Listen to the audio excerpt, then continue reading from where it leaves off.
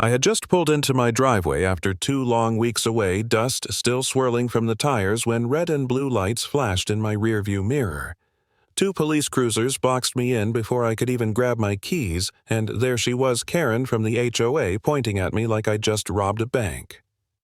"That's him! He broke into this property!" she shouted for the whole neighborhood to hear. Imagine coming home exhausted, wanting nothing more than a shower and a beer on the porch, only to be accused of breaking into your own damn house. It didn't start with cops, though it never does. It started small. When I first bought this lakeside cabin, I thought it would be peace. Fishing at dawn, quiet evenings with my 2 labs, Daisy and Duke. Nothing fancy, just wood walls and a big porch. But the very next morning, Karen showed up with her clipboard blonde hair pulled so tight it looked painful sunglasses on even though it was cloudy.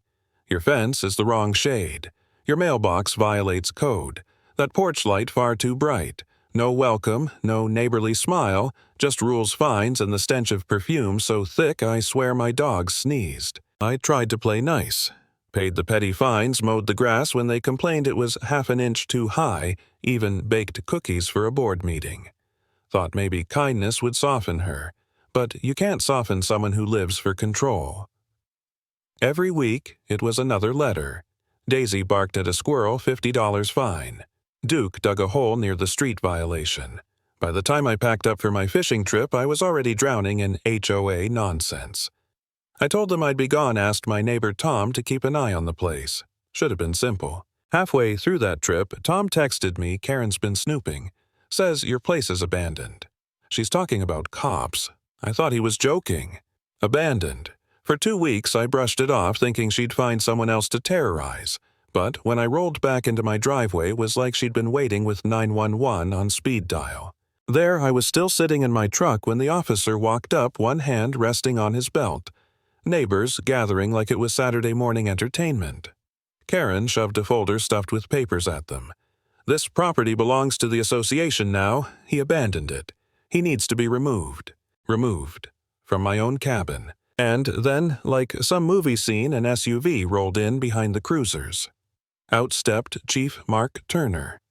Sunglasses on calm swagger, the kind of presence that makes people shut up without him saying a word.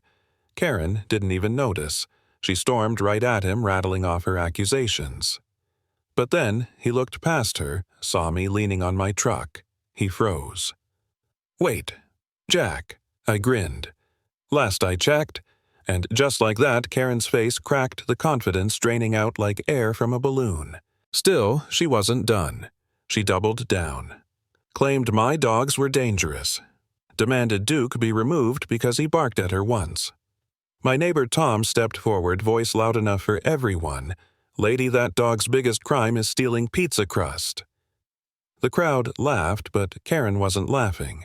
She went red, sputtering about bylaws and trash cans. And then came the first real twist. See, Karen wasn't working alone. The tow truck that rolled up. That wasn't her call. It was Bryce Dalton, HOA Vice President. The kind of guy who grinned when he fined you, who whispered about teaching people lessons. He'd signed the order to impound my truck right out of my driveway. And when Karen scrambled to walk it back, he refused.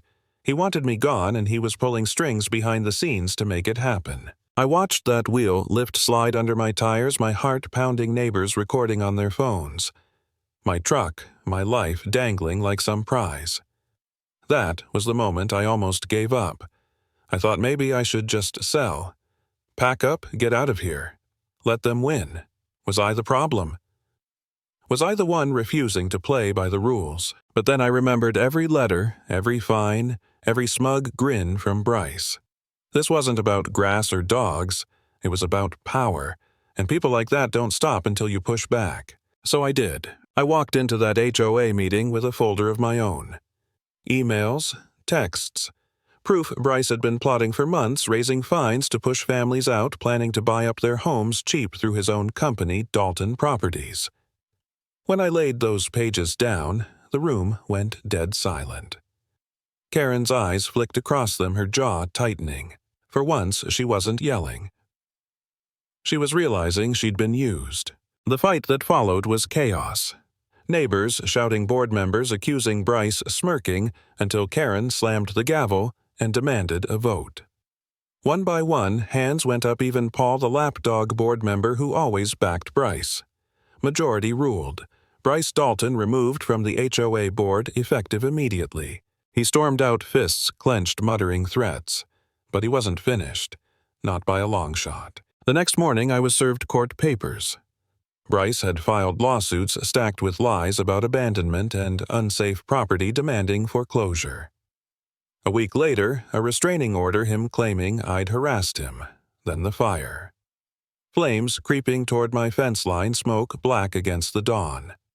Firefighters put it out, but the lighter they found in the ash had his initials carved into the side. That was it. The mask was off. No more bylaws or petty fines. This was violence. This was war. Cops came at dusk, 4 cruisers rolling up to Bryce's driveway.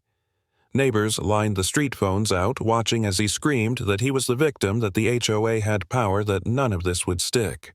But when they read the charge, arson, and held up the lighter in an evidence bag, he shut his mouth. They cuffed him right there, stuffed him in the back of a cruiser, his face pale and wild. He caught my eye through the window, and I'll never forget the look. Hatred, fear, and the promise of a man who couldn't believe he'd lost. That was the night the empire of HOA control collapsed. And if there's a lesson in all of it, it's this.